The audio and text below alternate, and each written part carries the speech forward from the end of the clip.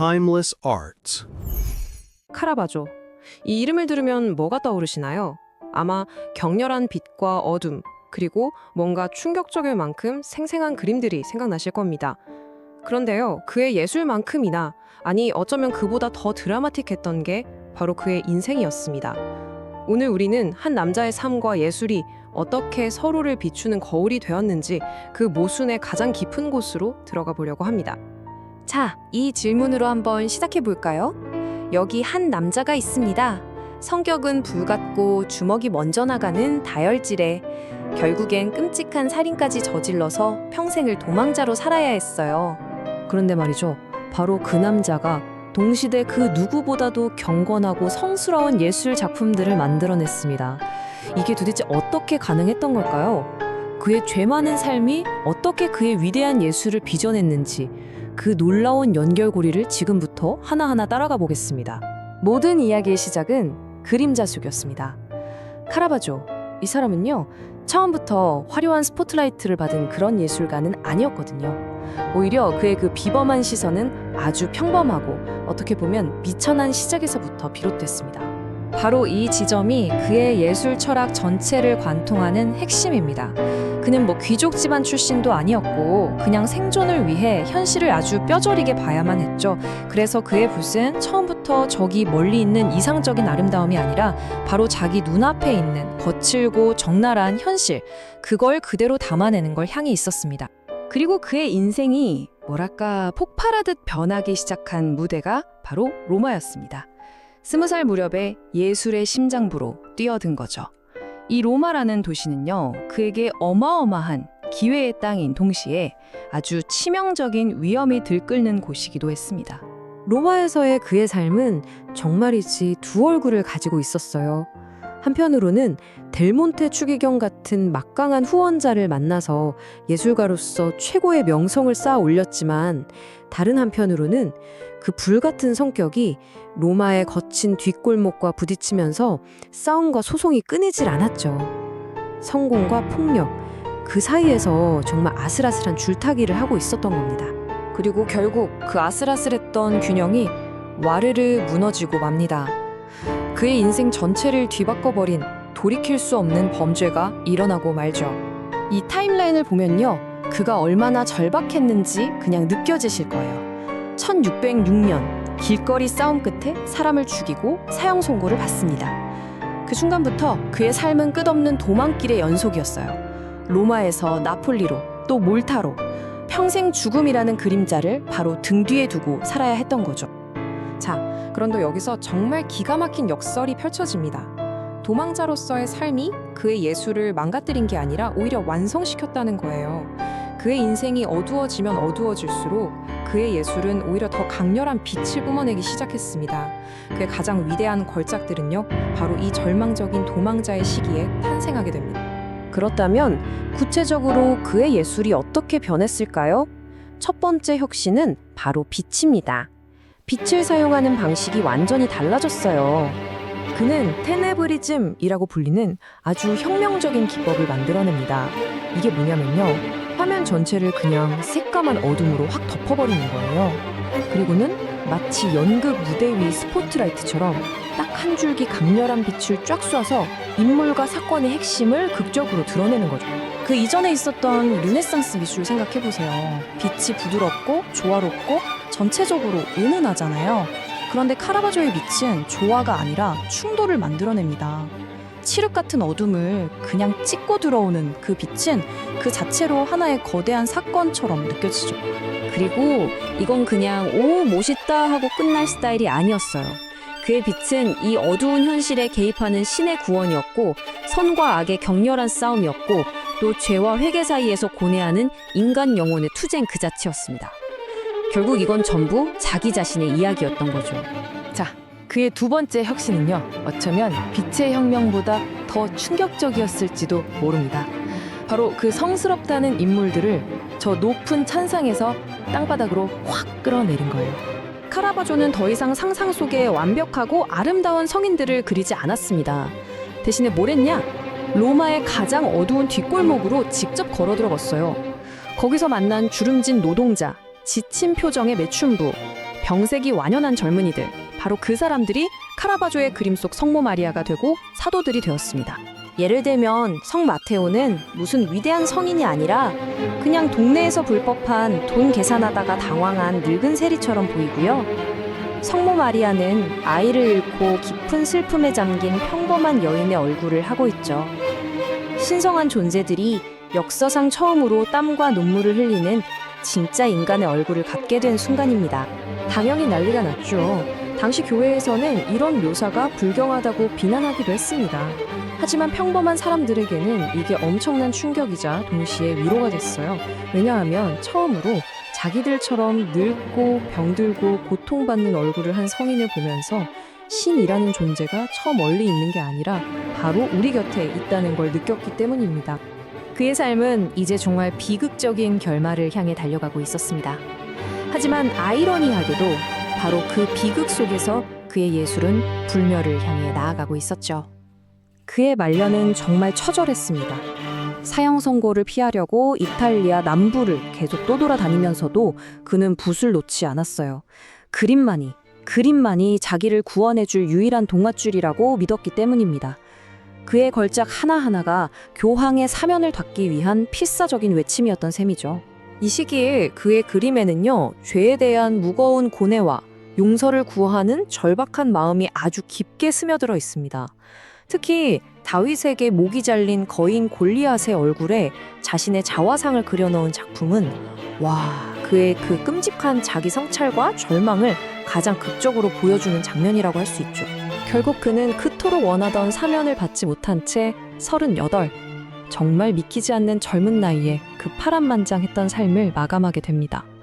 그의 인생은 너무나 짧고 비극적이었지만 그가 남긴 예술적 혁명은 이제 막 시작이었습니다. 그가 일으킨 이 빛과 어둠 그리고 사실주의의 혁명은 바로크 시대의 문을 활짝 열었고요. 렘브란트부터 현대 화가들에게까지 정말 어마어마한 영향을 미치면서 미술의 역사를 영원히 바꿔놓았습니다. 그래서 결국 우리는 처음의 질문으로 다시 돌아오게 됩니다. 카라바조는 칠흑 같은 어둠 속에서 살았지만 그 누구보다 찬란한 빛을 그려냈죠. 과연 그의 폭력성, 그의 죄는 그냥 그의 삶을 망가뜨린 비극적인 결함이었을까요? 아니면 어쩌면 바로 그 어둠이 있었기에 인간 영혼의 가장 깊은 곳을 꿰뚫는 그런 위대한 예술이 탄생할 수 있었던 건 아닐까요? 이 질문에 대한 답은 아마도 그의 그림 속에 영원히 남아있을 겁니다.